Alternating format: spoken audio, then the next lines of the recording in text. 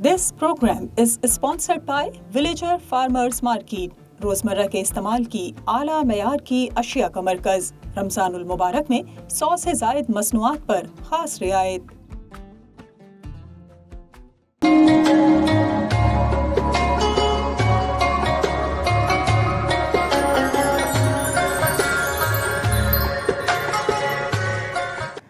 अऊज़ु बिल्लाहि मिनश्शैतानिर्रजीम बिस्मिल्लाहिर्रहमानिर्रहीम अल्लाहुम्मा सल्लि अला सय्यिदिना व मौलाना मुहम्मदिन व अला आलिहि व सहबिहि व बारिक व सल्लिम सल्लु अलैहि इहदिनस सिरातल मुस्तकीम सदक़ल्लाहुल अज़ीम व सदक़ रसूलुहुन नबियुल करीम। वॉइस ऑफ साउथ एशिया की रहमते रमज़ान ट्रांसमिशन के साथ मैं हूँ आसमा बतूल। अल्लाह रब्बुल इज़्ज़त के फज़ल व करम से अशराए रहमत के आज हम 9वें रोज़े में दाखिल हो चुके हैं और अल्लाह रब्बुल इज़्ज़त से दुआ करते हैं कि आज बिलखसूस जो हमारा उन्वान है रहमत मुस्तफ़ा सल्लल्लाहु अलैहि वसल्लम की बारगाह के आदाब, रसूल करीम सल्लल्लाहु अलैहि वसल्लम की बारगाह के आदाब जो हम पढ़ेंगे, जो हम सुनेंगे, उस पर हमें अच्छे से अमल पैरा होने की तौफ़ीक़ अता फ़रमाए। अल्लाह रब्बुल इज़्ज़त ने कुरान मजीद में बिलखसूस सूरह हुजरात में नबी करीम सल्लल्लाहु अलैहि वसल्लम की बारगाह के आदाब अता फ़रमाए हैं।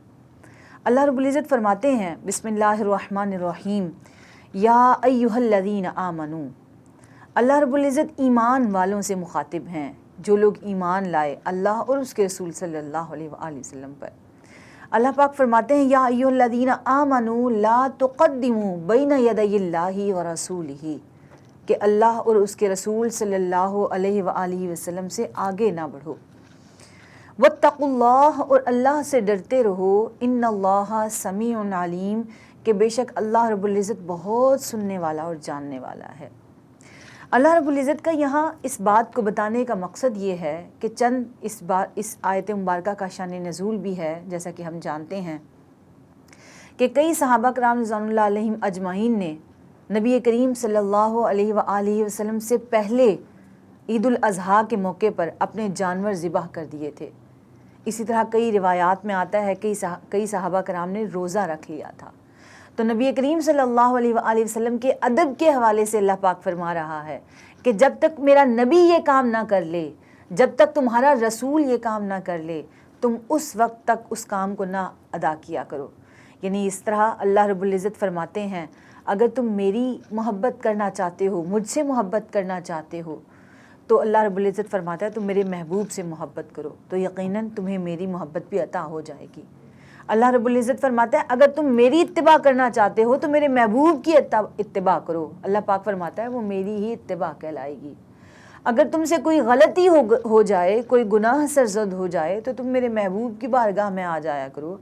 अल्लाह रब्बुल इज़्ज़त फरमाते हैं कि महबूब की बारगाह में आना, मेरे महबूब की बारगाह में आना फ़कत ऐसा ही है कि जैसे तुम मेरी बारगाह में आते हो। और अल्लाह रब्बुल इज़्ज़त की मोहब्बत हुज़ूर के सदक़े हमें अता हो जाती है। तो यहाँ पर अल्लाह रब्बुल इज़्ज़त हमें ये अदब, ये उसवा, ये उसलूब सिखा रहे हैं कि मेरे महबूब की बारगाह में जब आओ तो अदब से आओ, और हुजूर की बारगाह में यानी हुजूर की बारगाह में बैठे हुए हो तो तुम्हारे आदाब क्या होने चाहिए। अल्लाह रब्बुल इज़्ज़त इस आयत मुबारका में बारगाह मुस्तफ़ा सल्लल्लाहु अलैहि वसल्लम के आदाब हमें बता रहे हैं। अगर हम अपने अक़ीदे में, अपनी मोहब्बत में खालिस होंगे तो यकीनन अल्लाह और उसके रसूल सल्लल्लाहु अलैहि वसल्लम के बताए हुए तमाम अहकामात के मुताबिक अपनी ज़िंदगी को गुजारेंगे। हदीस मुबारका में आता है हज़रत मुआज़ रज़ियल्लाहु तआला अन्हु को नबी करीम सल्लल्लाहु अलैहि वसल्लम ने यमन की तरफ भेजा हाकिम बनाकर, हाकिम अदालत बनाकर, और हुजूर ने उनसे दरियाफ़त फरमाया कि ए मुआज़ आप ये बताइए कि आप वहाँ किस बात से फ़ैसला करेंगे। तो कुर्बान जाएँ हज़रत मुआज़ रज़ियल्लाहु तआला अन्हु फरमाते हैं कि मैं किताबुल्लाह से फ़ैसला करूँगा। रसूल करीम सल्लल्लाहु अलैहि वसल्लम ने अर्ज़ किया कि अगर तुम्हें किताबुल्लाह से इसका जवाब ना मिल सके तो क्या करोगे। तो हज़रत मुआज़ ने फरमाया कि अल्लाह के रसूल, मैं सुन्नत रसूल की तरफ जाऊँगा, उससे कोई ना कोई फ़ैसला अख़ज़ करूँगा। हुजूर ने फरमाया अगर उससे भी ना कर सको तो क्या करोगे। तो हज़रत मुआज़ ने फरमाया कि मैं इज्तिहाद करूँगा।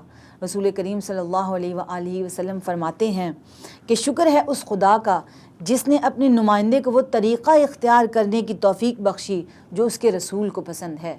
यानी नबी करीम सल्लल्लाहु अलैहि वसल्लम अल्लाह रब्बुल इज़्ज़त की बारगाह में शुक्र अदा करते हैं کہ ان کے نمائندے یعنی ان کے صحابہ کرام رضوان اللہ علیہم اجمعین ان کے طور طریقوں پر چلتے ہیں جو اللہ کو اور اس کے رسول صلی اللہ علیہ وآلہ وسلم کو پسند ہے۔ اسی طرح آگے اللہ رب العزت فرماتے ہیں یا ایھا الذین آمنو، اے ایمان والو، لا ترفعوا اصواتکم، اپنی آوازوں کو بلند نہ کرو، فوق صوت النبی، نبی کریم صلی اللہ علیہ وآلہ وسلم کی آواز سے بلند اپنی آوازوں کو نہ کرو، ولا تجہروا لہ بالقول کجہر بعضکم لبعض، اور نہ حضور کی بارگاہ میں بیٹھے ہوئے ایک دوسرے کو اس طرح سے پکارا کرو جس طرح تم عام روزمرہ زندگی میں پکارتے ہو۔ اسی طرح اللہ پاک فرماتے ہیں اگر تم ایسا یہ کرو گے، ایسا عمل اختیار کرو گے، ان تحبط اعمالکم، کہ اللہ رب العزت تمہارے اعمال کو ضائع کر دے گا، وانتم لا تشعرون، اور تمہیں اس کا شعور بھی نہ ہوگا، یعنی تمہیں اس کا شعور بھی نہ ہوگا، تمہیں پتہ بھی نہ چلے گا اور تمہارے وہ اعمال ضائع کر دیے جائیں گے۔ یہ کس کی وجہ سے ہیں؟ اللہ رب العزت فرماتا ہے کہ تم میرے محبوب کی بارگاہ میں ادب و عز و انکساری کا پیکر بن کر رہو۔ حضور کی بارگاہ کا ادب یہ ہے کہ تم وہاں آہستہ آواز سے بات کیا کرو، ایک دوسرے کو مخاطب کرو تو آہستہ آواز سے گفتگو کیا کرو۔ اسی طرح اگر تم یہ نہ کرو گے تو اللہ پاک فرماتا ہے کہ تمہارے اعمال غارت ہو جائیں گے، تمہارے اعمال ضائع ہو جائیں گے۔ جو تم نے روزے رکھے، جو تم نے نفلی عبادات کا اہتمام کیا، جو تم نے حج اور زکوٰۃ ادا کیے، اللہ پاک فرماتے ہیں مجھے ایسے عملوں کی کوئی ضرورت نہیں ہے۔ اسی طرح اللہ رب العزت نے آگے فرمایا ان الذین یغضون اصواتہم عند رسول اللہ، اللہ پاک فرماتے ہیں کہ اگر رسول کریم صلی اللہ علیہ وآلہ وسلم کی بارگاہ میں آوازوں کو پست رکھتے ہو، اولئک الذین امتحن اللہ علی قلوبہم، اللہ پاک فرماتا ہے تو پھر نمتحن اللہ، تمہارے جو دل ہیں وہ اللہ رب العزت چن لیتا ہے۔ نمتحن اللہ قلوبہم التقوی للتقوی، تقوی کے لیے چن لیے جاتے ہیں، پرہیزگاری کے لیے چن لیے جاتے ہیں۔ لہم مغفرۃ و اجر عظیم، اور اللہ پاک فرماتے ہیں اس عمل کے باعث، اس ادب کی وجہ سے اللہ رب العزت تمہاری بخشش فرماتا ہے اور تمہاری مغفرت فرماتا ہے۔ یعنی دلوں کا تقوی کیا ہے؟ یعنی اس سے پہلے حدیث مبارکہ بھی عرض ہوئی کہ نبی کریم صلی اللہ علیہ وآلہ وسلم نے عرض فرمایا، نبی کریم صلی اللہ علیہ وآلہ وسلم نے فرمایا کہ اللہ رب العزت تمہارے چہروں کو نہیں دیکھتا، اللہ رب العزت تمہارے جسموں کی طرف نظر نہیں دوڑاتا، اللہ رب العزت تمہارے دلوں کی طرف دیکھتا ہے، اللہ رب العزت تمہارے مالوں کی طرف بھی نہیں دیکھتا۔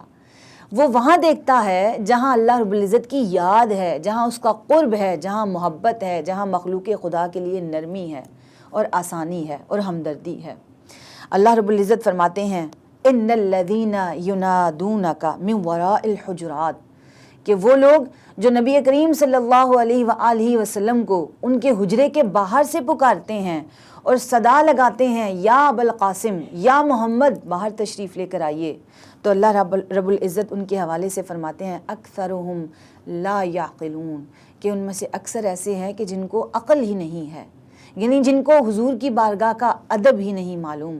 روایات میں آتا ہے کہ اس دور میں نبی کریم صلی اللہ علیہ وآلہ وسلم کی، اس وقت نبی کریم صلی اللہ علیہ وآلہ وسلم کی 9 ازواج مطہرات تھیں، اور حضور کس کے حجرے میں تشریف فرما ہوتے یہ معلوم نہ ہوتا، اور یہ لوگ نبی کریم صلی اللہ علیہ وآلہ وسلم کے حجرے مبارک کے ارد گرد گھومتے رہتے اور آوازیں کستے رہتے، اور نبی کریم صلی اللہ علیہ وآلہ وسلم ان کی اس حرکت پر شرمندہ بھی ہوتے اور حضور افسوس بھی کرتے۔ تو اللہ رب العزت اپنے محبوب صلی اللہ علیہ وآلہ وسلم کی اس خیال کو جانتا تھا، اللہ رب العزت نے یہ آیت مبارکہ نازل فرما دی کہ حضور کی بارگاہ میں اگر تم جاؤ تو ان کو باہر سے آوازیں نہ لگایا کرو۔ یعنی بنو مستلق کا، قبیلہ بنی تمیم کا ایک فرد تھا جس نے ازسر نو اسلام قبول کیا تھا، اور وہ حضور کی بارگاہ میں کسی معاملے کے غرض سے آئے تھے اور وہ حضور کو باہر سے صدا لگاتے تھے، تو اللہ پاک نے فرمایا کہ میرے محبوب کی بارگاہ میں باہر سے صدا نہ لگایا کرو۔ اسی طرح ہم دیکھتے ہیں ہمارے معاشرے میں، بالخصوص مسلمانوں کے معاشرے میں، یہ جہاں مسلمان بستے ہیں الحمدللہ تعالی، وہاں پر ہم دیکھتے ہیں کہ بزرگوں کا احترام کیا جاتا ہے۔ جب بزرگ آتے ہیں تو کھڑے ہو جاتے ہیں، یا پھر بزرگوں کو باہر سے یعنی دور سے اور بلند آواز سے صدا نہیں لگائی جاتی۔ یہ سب روایات، یہ سب اسلوب، یہ سب ویلیوز، یہ ہمیں قرآن حکیم فرقان حمید دیتا ہے۔ نبی کریم صلی اللہ علیہ وآلہ وسلم کے اسوہ حسنہ کے ذریعے ہم اپنی زندگیوں میں یہ اسلوب لے کر آتے ہیں، یہ طریقہ زندگی لے کر آتے ہیں، یہ آداب معاشرت لے کر آتے ہیں۔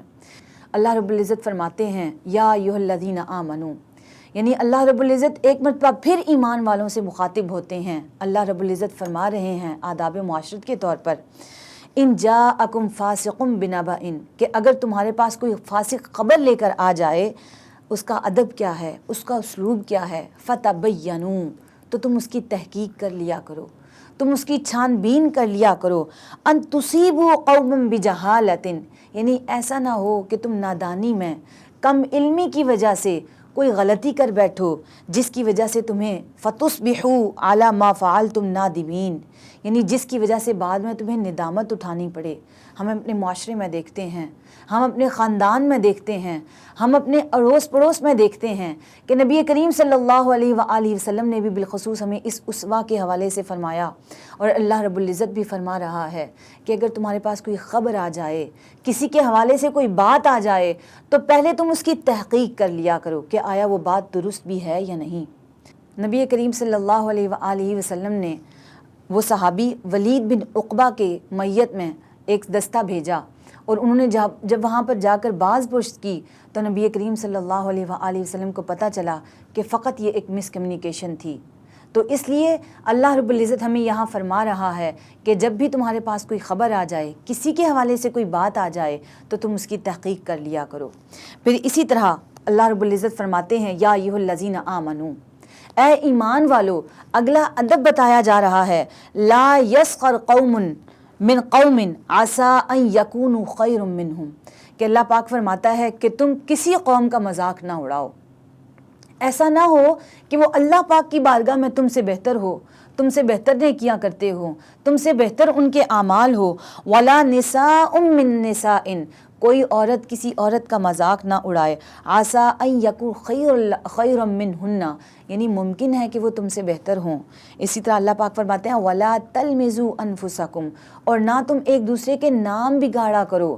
آیا کسی کے قد کے اوپر، کسی کی شکل و صورت کے اوپر، کسی کے لباس کے اوپر تم کسی کے القاب نہ بنایا کرو، یعنی جو القاب اسے ناپسند ہوں۔ ولا تنابزوا بالالقاب بالاسم بئس الاسم الفسوق بعد الایمان، اسی طرح ایمان سے پہلے جن لوگوں کے جو نام ہیں یا جو ان کے افعال رہے، ایمان لانے کے بعد ان کو اس پر سب و شتم نہ کیا کرو، اس پر انہیں برے القاب سے نہ پکارا کرو، کہ اللہ پاک فرماتے ہیں وَمَن لَّمْ يَتُبْ فَأُولَٰئِكَ هُمُ الظَّالِمُونَ، اور جو ان باتوں پر توبہ نہیں کرتے، جو ان باتوں پر معافی کے طلبگار نہیں ہوتے، تو اللہ رب العزت فرماتے ہیں کہ ایسے لوگ ظالم ہیں۔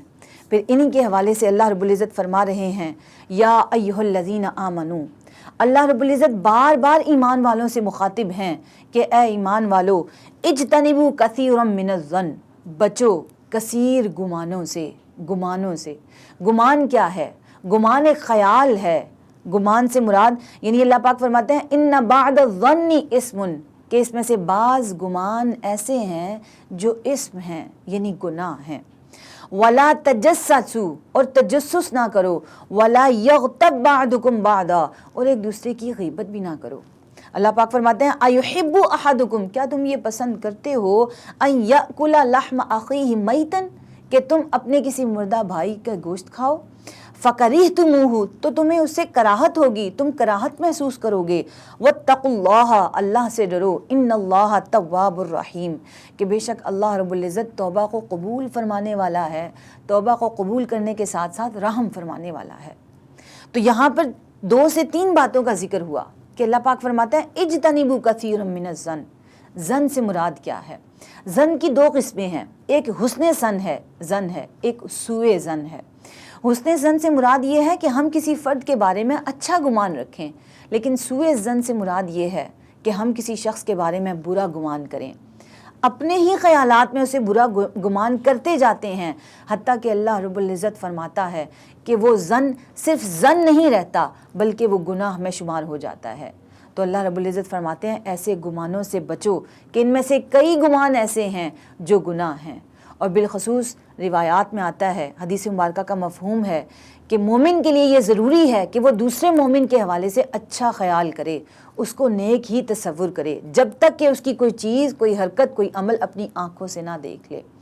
اسی طرح اللہ رب العزت فرماتے ہیں کریوسٹی سے منع فرمایا، تجسس سے منع فرمایا کہ تم تجسس نہ کرو، کان لگا کر کسی کی باتوں کو نہ سنو، کسی کا خط نہ پڑھو، کسی کے میسیجز نہ پڑھو۔ یہ وہ تمام باتیں ہیں جو آج کل ہم اپنے معاشرے میں پاتے ہیں، معاشرے میں ہمیں نظر آتی ہیں۔ اور اسی طرح اللہ رب العزت فرماتا ہے غیبت نہ کرو۔ غیبت کیا ہے؟